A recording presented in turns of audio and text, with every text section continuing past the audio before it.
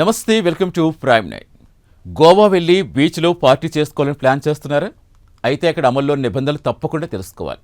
బీచ్లో మద్యం సేవించడం, చెత్త వేయటం, అనుమతి లేకుండా పార్టీలు చేసుకోవటం, వాహనాలు నడపడం వంటి చర్యలకు భారీ జరిమానా ఎదురయ్యే అవకాశం ఉంది.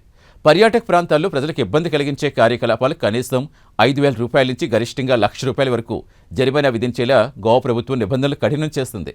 దేశంలో అత్యంత ప్రసిద్ధి చెందిన పర్యాటక ప్రాంతాల్లో గోవా ఒకటి.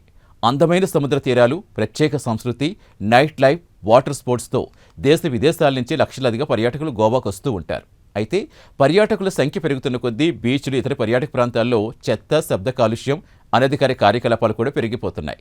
కొందరు పర్యాటకులు బీచ్ల్లో మద్యం సేవించడం, సీసాలు పగలగొట్టడం, వాహనాలు నడపడం, బహిరంగంగా వంట చేయడం వంటి చర్యలకు పాల్పడుతున్నారు.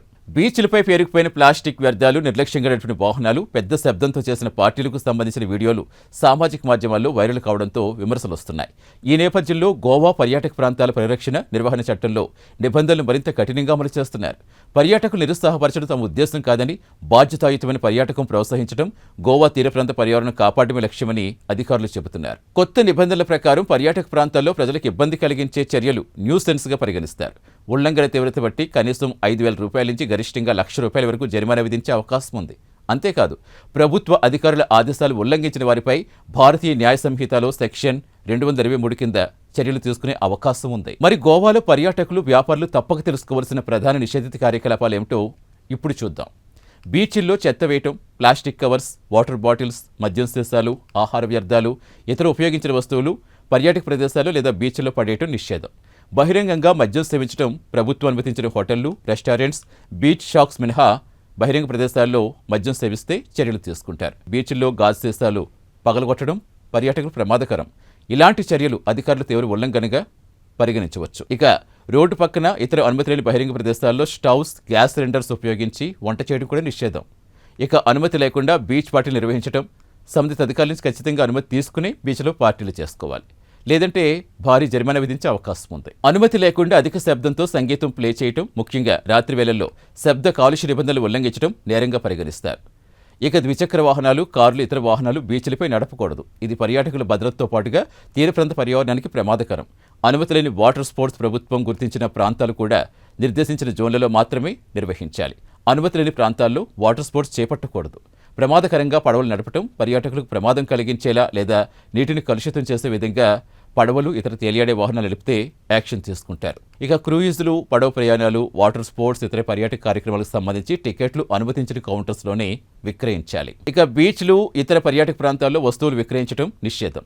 అనధికారిక తోపుడు బండ్ల ఏర్పాటు కూడా, అంటే పర్యాటక ప్రాంతాల్లో అనుమతి లేకుండా చేతి బండ్లు, మొబైల్ కార్డులు ఏర్పాటు చేసి ఆహారం లేదా ఇతర వస్తువులు విక్రయించకూడదు. ఇక వస్తువులు లేదా సేవలు కొనుగోలు చేయని పర్యాటకులు వెంట పడకూడదు. వాళ్ళు ఒత్తిడి చేయకూడదు. అలాగే బలవంతంగా విక్రయించేందుకు ప్రయత్నించడం కూడా అక్కడ నిషేధమే. ఇక మరోవైపు మసాజ్ సేవలు కూడా, లైసెన్స్ లేకుండా బీచ్లో పర్యాటకులు సంప్రదించి మసాజ్ సేవలు అందించడం లేదా అందుకు ఒత్తిడి చేయడం నిబంధనలకు ఉల్లంఘనగా పరిగణిస్తారు. ఇక పర్యాటకులు రాకపోకలకు అడ్డంకులు సృష్టించడం, బీచ్లు, ఫుట్పాత్లు, ఇతర పర్యాటక ప్రాంతాల్లో వస్తువులు పెట్టి గుంపులుగా చేరి పర్యాటకుల స్వేచ్ఛాయుత రాకపోకలు కూడా అడ్డుపడకూడదు. బీచ్ల్లో అధికారిక అనుమతి లేకుండా డెక్ బెడ్లు, కుర్చీలు, టేబుళ్లు, గొడుగులు లేదా ఇతర సామాగ్రి ఏర్పాటు చేస్తే వాటిని అధికారులు స్వాధీనం చేసుకునే అవకాశం ఉంది. పర్యాటకులను వేధించేలా భిక్షాటన కూడా చేయకూడదు. అంటే వారికి అసౌకర్యం కలిగించకూడదు.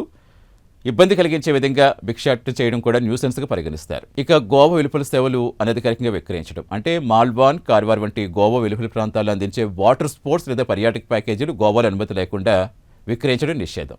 ఇక పర్యాటక సేవల ప్రచారం, ప్రభుత్వ గుర్తింపు కానీ, అవసరమయ్యే అనుమతులు లేకుండా పర్యాటక ప్యాకేజీలు కానీ, క్రూయిజులు కానీ, ఇతర సేవలు కూడా ప్రచారం చేయటం, అలాగే బుకింగ్లు స్వీకరించడం కూడా చర్యలకు దారితీయవచ్చు. ఈ కార్యకలాపాల్లో అనేకం సవరించిన చట్టంలో ప్రజలకు ఇబ్బంది కలిగించే చర్యలుగా పేర్కొన్నారు. అయితే ప్రతి చిన్న ఉల్లంఘనకు నేరుగా ₹1,00,000 జరిమానా విధిస్తారని కూడా భావించకూడదు. ఉల్లంఘన స్వభావం, దాని తీవ్రత, దాని కారణంగా ప్రజలు కానీ పర్యావరణానికి కలిగిన నష్టాన్ని బట్టి అధికారులు జరిమానా నిర్ణయిస్తారు. సవరించిన నిబంధనల ప్రకారం జరిమానా కనీసం ₹5,000 నుంచి గరిష్టంగా ₹1,00,000 వరకు ఉండొచ్చు. అంతేకాదు, ప్రతి 2 ఏళ్లకు ఒకసారి జరిమానాలు సమీక్షించి గరిష్టంగా మరో 10% పెంచేందుకు కూడా చట్టంలో అవకాశం కల్పించారు. గోవాకు వెళ్లే పర్యాటకులు కొన్ని సాధారణ జాగ్రత్తలు పాటిస్తే ఎలాంటి సమస్య ఉండదు. చెత్త నిర్దేశించిన డస్ట్బిన్స్లోనే వేయాలి. మద్యం అనుమతించే ప్రదేశాల్లో మాత్రమే సేవించాలి. వాటర్ స్పోర్ట్స్, క్రూయిజ్ టికెట్స్ అధికారిక కౌంటర్స్ నుంచి మాత్రమే కొనుగోలు చేయాలి. బీచ్లో వాహనాలు నడపకూడదు.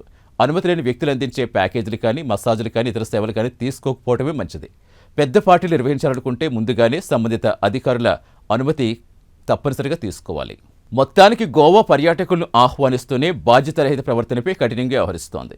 బీచ్ల్లో చెత్త వేయడం నుంచి అనధికార పార్టీలు, టికెట్ విక్రయాలు, వాహనాల డ్రైవింగ్ వరకు అనేక చర్యలు భారీ జరిమానాలకు దారితీయవచ్చు. అందుకే గోవా పర్యటన ఆస్వాదించడంతో పాటు అక్కడి ప్రకృతి, పర్యావరణం, స్థానిక సంస్కృతి, ప్రభుత్వ నిబంధనలు గౌరవించడం కూడా ప్రతి పర్యాటకుడి బాధ్యత.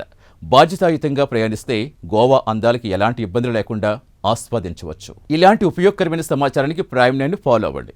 ఈ వీడియోను లైక్ చేసి షేర్ చేయడంతో పాటుగా మా ఛానల్ సబ్స్క్రైబ్ చేసుకోండి. Thank you.